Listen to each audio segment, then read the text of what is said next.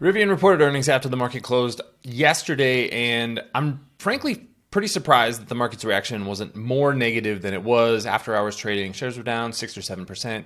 It looks like, as I'm recording, the stock's down about 2% on the day. Pretty nice recovery during the day, but the big picture here is that Rivian is really walking a tightrope from a financial perspective. They just simply don't have enough cash on the balance sheet to be able to get to the point where they can actually scale the business, and they don't have the financial capacity to build the manufacturing capacity that they need to actually be profitable long term. So I want to go through the results and kind of give an idea of what I'm thinking about this company and why I'm just frankly staying away from the stock.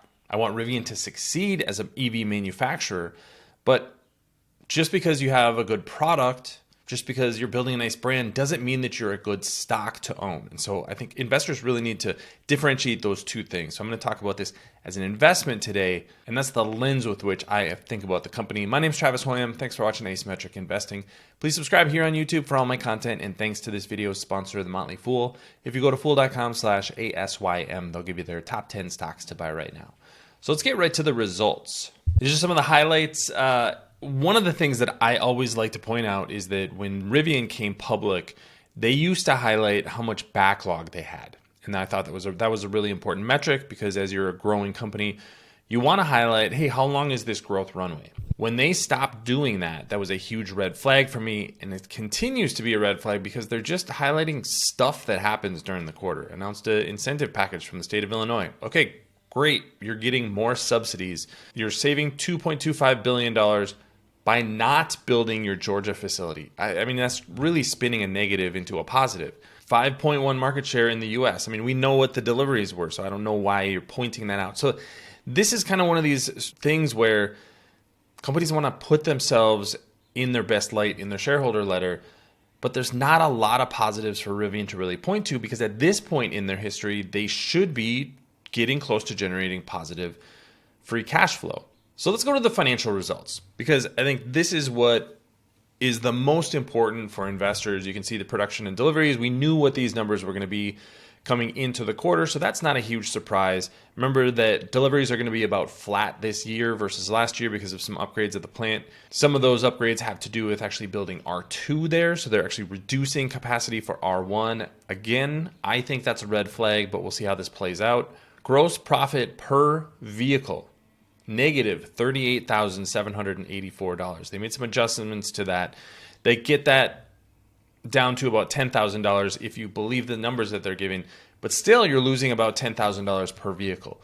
Operating expenses, $957 million. I just want to highlight this right here. The run rate of operating expenses at right around $1 billion has remained pretty steady despite the fact that Rivian has gone through a couple of rounds of layoffs. So this is one of those things when you project what kind of gross profit Rivian needs to have to get to break even from either a net income or a free cash flow perspective, this expense seems to be more steady than I would have thought. I would have thought that this would have been going down to more like $700 or $800 million per quarter, but it's not. So this is just the reality of what we're seeing in the numbers right now. And then obviously on a non-GAAP basis, it's lower than that, but you have a lot of things like stock-based compensation, which becomes dilution for investors if this business does work out. Cash and equivalents. This is the other big thing that we need to keep an eye on, because cash is the ultimate thing that Rivian needs to conserve to be able to get to the point where they can launch R2 and R3 and potentially eventually build out their Georgia facility, which I think they ultimately need to do. Free cash flow in this one quarter, $1.5 billion. That's $1.3 billion in loss from operations and $254 million in capital expenditures. So just at a very, very high level, this level of cash gives you about 5 quarters at the current run rate. Now, this is going to improve, or at least that's what management says, but this is the tightrope that I'm talking about with Rivian. The other thing that you have to keep in mind with Rivian is they have $4.4 billion worth of debt. So yes, there's cash on the balance sheet, but that net cash position is much worse when you look at this long-term debt. And that's going to be a challenge if Rivian can't get to the point where it's profitable and can actually pay down that debt if it needs to in the future, because when that refinancing does come, it's going to be at a much, much higher rate if the company is not profitable, if they're even able to raise capital. So let's get to some of the projections, because these are the numbers. Obviously, they're not great on a backwards looking basis, but what is management expecting? They talked a lot on the conference call about being gross profit positive by the end of this year. And this is one of the ways they get to it. So you remember that $38,784 number that is a loss per vehicle. They said that $15,455 of that is depreciation. So that is a real cost. That is what capital expenditures is for, is you eventually depreciate that. But they're saying basically that's a non-cash expense. So if you back that out, you get closer to $23,000. You have stock-based compensation, again, a non-cash expense. And then they said that there was $9,346 worth of costs associated with efficiency initiatives. So you add all these things to get together, you get to right around $12,000 that Rivian lost per vehicle. Again, they said that they're going to be able to get closer to profitability, but a real meaningful impact is going to probably be years away, because the R2, which is what they're upgrading a lot of the Normal, Illinois facility for, is going to be on sale for $45,000 or around there. Usually this is the low end when you start talking about numbers like this, and will begin sales in the first half of 2026. So not just a year from now, but 2 years from now, the R2 is going to eventually be on sale. The R3, which they've already announced, who knows when that's coming. For the full year, still expect about 57,000 units of production and a loss of $2.7 billion on an adjusted EBITDA basis. Now, a lot of this is talking about savings versus what they were planning before when they were going to build out that Georgia facility. But the reality is they're not going to be selling as many R1 vehicles or their electric vans as they would have if they hadn't moved R2 to Normal, Illinois. So the question is, can Rivian actually get to even gross profitability, not even an operating profit, but just gross profit on an ongoing basis by the end of this year or even sometime in 2025? They really need to, because they're going to burn through right around $2.7 billion just from adjusted EBITDA during 2024, adding capital expenditures, the operating expenses that we talked about earlier. And it's a real tightrope to get that cash that's currently on the balance sheet to last them until the point that the R2 vehicle is going to launch. Thanks to our friends at The Motley Fool for sponsoring this video. Visit fool.com/ASYM for the top 10 stocks to buy right now. So why am I so concerned with the cash flow from operations, the capital expenditures that are being done, and the cash that's on the balance sheet? Well, frankly, Rivian needs to be able to get to the point where it can launch at least R2 with the existing cash that's on the balance sheet, because it's running out of options.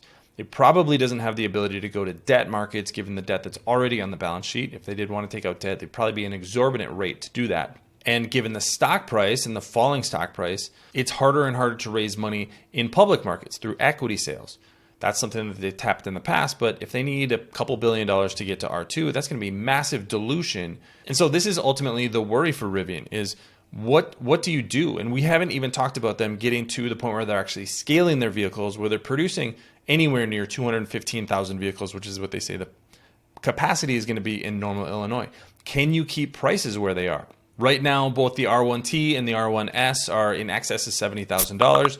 It's a very, very expensive vehicle. So as competitors are reducing prices, whether we're talking about Tesla or General Motors, everybody is reducing the prices for their electric vehicles. That's going to eventually make its way to Rivian, but it's only going to manifest when you actually have supply to meet the demand in the market. I think we're already at that point, but if they increase their supply more, let's say double or triple production, whether it's the R1 or the R2 line, they're going to now be fighting on a price basis with their competitors. And this is fundamentally the problem that I see. Management talked again about reaching 25% gross margin, but there's absolutely no evidence that any electric vehicle manufacturer or Rivian specifically is going to be able to reach that number. I think that's something that's worth reiterating. There's no evidence that anyone is going to be at 25% gross margin. That was a dream that Tesla had, and they have not reached it because the competitive nature of the auto business dictates that you just don't make those kind of profits unless you're selling Ferraris. That's the one outlier in this industry. But GM, Ford, all the legacy automakers don't make those kind of margins. And so if you're going to be a company that scales operations, which Rivian wants to do, you're just not going to have extremely high margins. So this is the balance that Rivian has. This is why I'm staying out of the stock. We'll see how this plays out. But over the last couple of years, questioning Rivian's financials and their actual execution on the plans that they've put in place to grow the business and grow profitably have been really well founded because the company has not lived up to those expectations. I think they're just kicking the can down the road in the R2. While a really good idea, it really showed when they delayed that Georgia plant that this is a company that's going to be fighting tooth and nail just to survive over the next couple of years. But what do you think about Rivian? Leave your comments in the comment section below. Don't forget to subscribe to Asymmetric Investing. Thanks for watching, everybody. See you next time.